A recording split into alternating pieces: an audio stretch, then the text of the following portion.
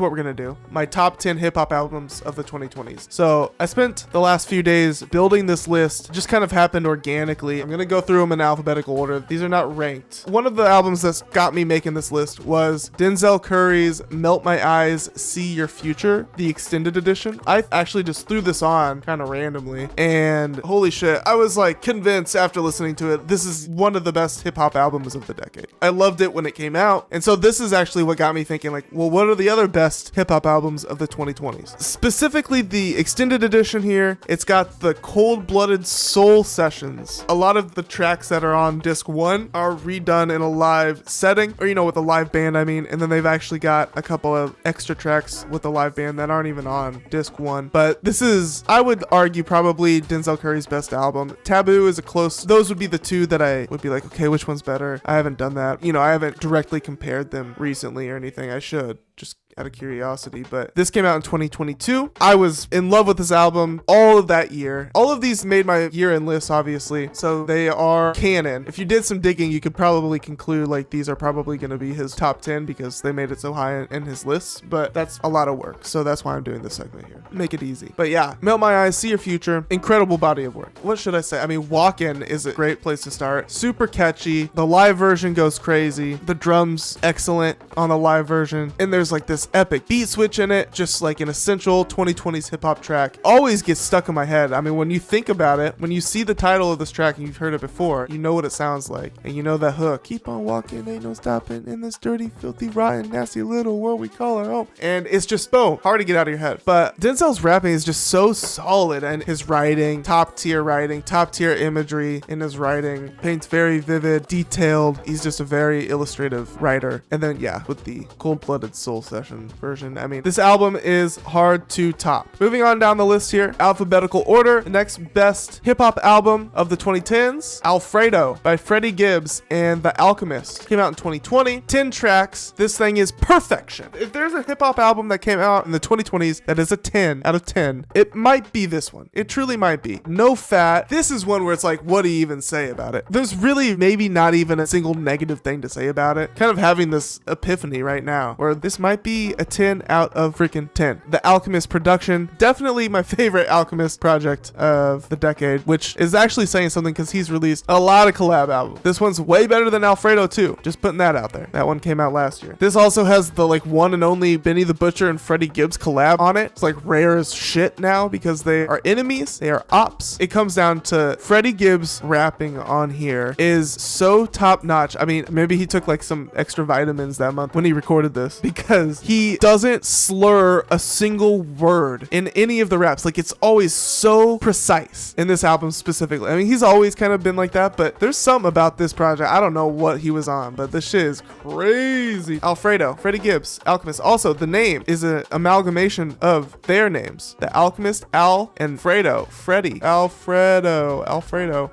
Genius. That's excellence. All right, moving on down the line here. Next up in the list of my 10 favorite hip-hop albums of the 2020s is Scaring the Hoes Director's Cut by JPEGMAFIA and Danny Brown. I choose the Director's Cut edition here because how can you have too much of a good thing? That's my opinion. I tend to usually recommend the deluxe versions or the extended editions of albums depending on the circumstances, but usually I do, at least for an album that I already love, like this one. So this one has an extra 1, 2, 3, 4, 5, 6, 7 tracks on it. That includes the ones on the original deluxe edition. And there is just something about this project that is very sticky. Stickier than Offline by JPEGMAFIA. Stickier than I Lay My Life Down For You by JPEGMAFIA. Like, this is the JPEG album of the 2020s, so far at least. And same with Danny Brown. I mean, I do think JPEG outshines Danny on this project a bit, but Danny being there is everything. It's so great. He brings the wackiness, he brings the fun to this project, he brings the silliness, and JPEGMAFIA brings the chaos, I guess. I don't know. They're both chaotic, but this project is surprisingly catchy. Like, like in all of the madness and chaos going on, they really come through with a lot of catchy ear candy throughout this whole thing that really sticks with you. And I don't know, I just love it. I've always loved it since it came out, and it became a meme, scaring the hose. That saying itself became a meme, kind of transcended hip hop and hit on a deeper cultural level. I was hearing people saying scaring the hose that don't even listen to hip hop or don't even know who JPEGMAFIA is. So that's pretty cool that they did that. But that alone is not placing this album here. The music is actually placing the album here. This shit is awesome. And I've always thought that. And it's definitely not going to be for everybody. This is the project on here that might be the most difficult listen, but it's, in my opinion, not that difficult of a listen if you can handle slightly annoying noises. Just slightly annoying. No, this is great shit. And the last minute or two on No, Danny has this like acapella freestyle that's just so goofy, and Danny's just like laughing through the whole thing, and it just like gives you this sense of what the vibe was like when they created this project. And I don't know, there's magic in this project. The sessions that they went through, they documented a lot of it, and I've seen clips here and there of them working on this project, and it's just a pairing that we don't deserve, and who knows if we'll ever even get another one of these. There was some drama between them that apparently holds no water, at least for Danny. Danny said that he loves JPEG and it's all good and he's ready to work whenever, but JPEG's touring and doing all sorts of shit. But hopefully one day they can lock down and keep making music together. But if this is the only Scaring the Hose project we get ever, I can't be disappointed, because they really came through with a banger of a freaking project. A fun, banging, chaotic. It's a slight mess, but it's definitely not the messiest project on this list. That's for sure. And actually the messiest one might be up next. Yes, it is. Great. Perfect segue. Scaring the Hose is only the second messiest project on this list, next to Kanye West's Donda Deluxe. Yes, Kanye, the anti-Semite, did make this list because of his 2021 project Donda, released just like a year before his true descent into madness and public shame, before it really started to spiral out of control. He at least blessed us with one last parting gift, Donda Deluxe, a massive 2+ hours of music, heavily inspired by gospel music and just, I don't know, Jesus, but a very, very, very spiritual listen, and an interesting one at that. The deluxe version is the one that I specifically recommend, although it is a bit of a drag to get through. When you're halfway through, it starts to feel daunting, especially when you look and there's like part 2s of songs that you've already heard, and those part 2s are just the same song again with different verses sometimes. Again, this is a mess of an album. I almost don't recommend that you just sit down and listen to it track 1 through 32. I did that today and it's a slug, but mostly only because the part 2s are just like interlaced in weird spots. It's the track listing that is a little funky, but I have to do the deluxe version because the deluxe version is the one that comes with this track here, Life of the Party. This album is clean, which I'm not telling you anything you don't already know, but Life of the Party was released as an explicit version as a single, so I keep the explicit version. Donda Deluxe, I mean, I hate to give Kanye flowers, and there's really no point, but I can't hide my love for this album. I really can't. And I don't necessarily even listen to it that much, but I have been because I've been building this list, and it is true. This is in the top 10 of the best hip-hop albums of the 2020s. You've got your tracks like Off the Grid and Jail, which are the quote-unquote hype ones or popular ones or whatever, but it's really tracks like New Again and Pure Souls and Jesus Lord that have me coming back to this album. With how long it is, there's so much to discover in it. Like each listen you kind of hone in on different parts because it's so freaking long and it's got a lot going on, and Kanye offers his best foot forward. Like he truly put his heart and his soul into this project, and it's kind of devastating because of what follows in his life after this project. And on here he's like crying about never abandoning your family, but he's talking about how he's losing his family and how he's yelling in the house, and you can see his life kind of crumbling or about to crumble, but he's got this faith. So you can kind of listen to this and be hopeful for Kanye, even though things haven't necessarily turned out very well for him in the 5 years following the release of this album. But we will talk about it in a minute. Kanye apologized, but I'm not able to accept that apology people's behalf of who he offended. It's sad. It's sad listening to Kanye these days because you want to root for him, but then you remember all the weird shit and all the lawsuits, the sexual assault lawsuits, the Lauren Picciotto shit. It sucks for sure. Next up in my list of the 10 greatest hip-hop albums of the 2020s, rolling right through, Kendrick Lamar with Mr. Morale and the Big Steppers. Yep, you knew I had a stomp on him. You knew knew Kendrick was gonna end up on this list somewhere, dude. You knew it. I know you knew. Go back and listen to this album. This shit gets better with time, and I say that every time I listen to it, because every time I listen to it, I like it even more. And it's been years now, 4 years. I just listened to this the other day, preparing for this list, and man, oh man, dude, like the themes on this album are more poignant than ever. There's just so much to love. There's just so much heart in this, including The Heart Part 5, Mirror, Mother I Sober, and then you got epics like Auntie Diaries and We Cry Together. And the storytelling on here is top notch. The songwriting is peak Kendrick songwriting here, truly. I think a lot of people slept on this album, but I implore you, do not sleep on Mr. Morale and the Big Steppers, which seems a little silly to say considering it's Kendrick Lamar. Like, who's sleeping on Kendrick Lamar? But this is a Kendrick album that I feel like people clown on. They definitely clowned on it when it first dropped, but it's hard to get better than this. It really is. I think people weren't as hot on it necessarily when it came out because they're comparing it to Kendrick himself, his other output. But if this was released in a vacuum, people would be fucking crazy about it. And I know I am. I'm definitely crazy about this album. I actually do not own it on vinyl, and I need it.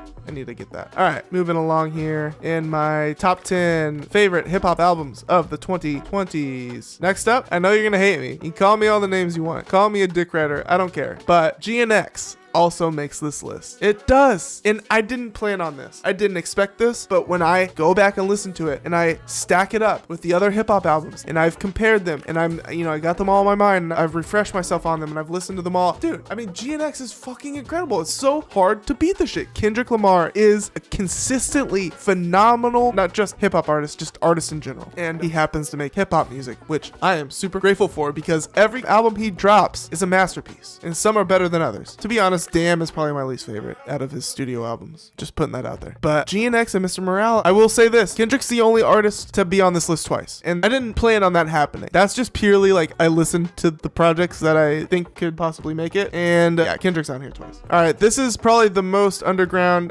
definitely the most underground placement on the list. It's titled Ajai, and it's by Kenny Segal and Serengeti. So Ajai, Kenny Segal, Serengeti. If you like the album Good Kid, Mad City by Kendrick Lamar, if you appreciate the character-driven narrative story of Good Kid, Mad City, you're gonna appreciate this because that is what draws me to this album. This is a very random concept album of an Indian man who lives in America who's addicted to high fashion. Like, he's got OCD about it. Like, it's his special interest. And he's married, but he's so addicted to this high fashion and brands and shit that that's all he can talk about. And it like consumes his life to the point where like his wife is about to leave him. It's amazing. Dude, the storytelling in this is incredible and it goes even deeper, but I'm not gonna waste my time trying to explain it. Just go listen to it. Ajai by Kenny Segal and Serengeti came out in 2020. I've been rocking with this album for like 6 years now. I love it and is certainly the best hip-hop concept album that I've heard in the 2020s. Special shout out, Ajai. Don't wear that suit, Ajai, please. Don't wear that suit, Ajai, please. Don't wear that suit. Next up in this list of mine, top 10 hip-hop albums of the 2020s, going through them in alphabetical order. Next up is Balloonerism by Mac Miller. If you are a consistent viewer of this channel, you probably knew that this album was gonna show up in this list because it just recently made my album of the year last year, which I did that video a month or two ago. And yeah, I mean, shit, it's right here. I'm a big Balloonerism stan. If you want to see my thoughts on it, go watch my 2025 albums of the year video. It's up on the channel. I had a serious emotional reaction when I started talking about this project, but yeah, I love it. This is my favorite era of Mac Miller when this album was created, so I already was dispositioned to love this project because I already love Faces more than anything. It's like my favorite project, and this is straight from that era, and there's not much better than it, in my opinion, that's come out this decade. Even though it was made like 10 years ago, didn't hit the shelves until last year, so it deserves its praise here. Even though Mac is gone, and even though it is 2026, it needs its praise. All right, two more here to mention. So Balloonerism made my album of the year in 2025, and this project here made my album of the year in 2024. That is CHROMAKOPIA by Tyler the Creator, specifically the Plus edition, CHROMAKOPIA Plus, which includes this track here, Mother, which originally was only on the vinyl release of CHROMAKOPIA, but he gave us this deluxe version back in October. So I love this album. This, like I said, was my favorite album of 2024. Tyler's best album this decade, for sure. I love it. These songs really hit for me. They're really emotional. I love how we learn more about Tyler's home life and his parents and his familial ties and a lot of personal details about Tyler on this, deeper than just like his sexuality. We're talking his family, his relationships, which he's talked a lot about relationships, but getting to hear about how he feels about his father, getting to hear from his mom. And I felt like I didn't have any idea what his mom was like before this album. So that's a huge part of this. I love the themes on this project, and these songs are huge. I mean, these are like stadium tracks to me. If I were to have a stadium track made in a laboratory just for me, it would be this kind of shit. I mean, I Killed You, Thought I Was Dead, and then Noid, of course, which was the lead single. I Hope You Find Your Way Home. I mean, dude, I couldn't imagine the 2020s without this project. This is a defining hip-hop album of this decade. Okay. And the final album on my list of the 10 greatest hip-hop albums of the 2020s is Hitler Wears Hermes 8 Side B by Westside Gunn. This is Westside Gunn's decade. Let's be real. If it's anybody's decade, it's Westside Gunn's. He has just taken the place of, I don't want to say like It Boy, but him and Benny and Conway, but specifically Westside, just a very unique position in hip hop where like he got famous before he was famous in a way. It's very odd, the trajectory of his career, because you would have figured that a guy like him would have been noticed way earlier, but he didn't really break out mainstream until this decade, but he's well into his hip hop career. And so what we get is a newcomer on the main stage who has the hours and has done the work of a vet. We are blessed as consumers. Let's just say that. But he's released a lot of projects this decade, and if you're gonna listen to any of them, let it be this one. Technically, this is number 9. It was released right around the same time, about a week apart from Hitler Wears Hermes 8 Sincerely Adolf, which is side A, and then this one followed it, side B. But then about a year after this one came out, he released a project called 10. He dropped the Hitler Wears Hermes part and just released 10, right? But people were left wondering, well, what happened to 9? He released number 8, side A, Sincerely Adolf, and side B, and then he went right to 10. Well, he explained it. He said, let's be honest, Hitler Wears Hermes 8, side B, it's its own album. He said, let's be honest, that one's 9. And so I'm like, okay, that makes sense. So technically this is Hitler Wears Hermes 9. You could think of it like that. And this is probably his best project ever. I mean, this is what Westside Gunn is going for on all of his projects. This is it perfected. I don't think he's done it better than this before or since this one has come out, because you know what you're kind of getting when you are putting on a Westside Gunn album, which is a testament to him and having his own sound, having a consistent sound, similar to like Tyler the Creator in a way. Like I said, if you want to cut through all the noise, like what's the Westside Gunn album to listen to, I would pick this one. It shows all of his strengths. He's on the best production that he's ever been on here. You love to hear Westside with his best collaborators. Well, they're all on here, and best Westside Gunn performances are on here. Really, like the best beats he's ever rapped on are on here. It all came together on this one. So that's why it makes my 10 favorite hip hop albums of the 2020s list. Boom. And here they all are in their glory. I love this list. I'm very excited about this list. And just throwing them in this playlist here, I'll link the playlist in the description. I recommend you just throw it on shuffle. Add this playlist to your Apple Music and you just throw it on shuffle, because that's what I've been doing. This is, in my opinion, the best of what hip hop has to offer in the 2020s. It's not as flashy as the 2010s. I've been thinking about this a lot. I'm biased, I think, towards the 2010s hip hop, but I also think that there's some truth in the thought that hip hop was kind of forging new ground in the 2010s, but in the 2020s is kind of rehashing old ground. But this is hip hop of the 2020s that is, in my opinion, doing something fresh, even though there is some rehashing here. You know, we're rehashing the Kendrick, we're rehashing the Mac Miller, we're rehashing the Tyler the Creator, but we also got JPEGMAFIA, and then we got Westside Gunn, which is something totally alien and really defining of the 2020s. Westside Gunn, what he's been doing. Tell me, what are your top 10 favorite hip hop albums of the 2020s? Do you agree with my list? Do you disagree with it? Do you like it? Share me your thoughts.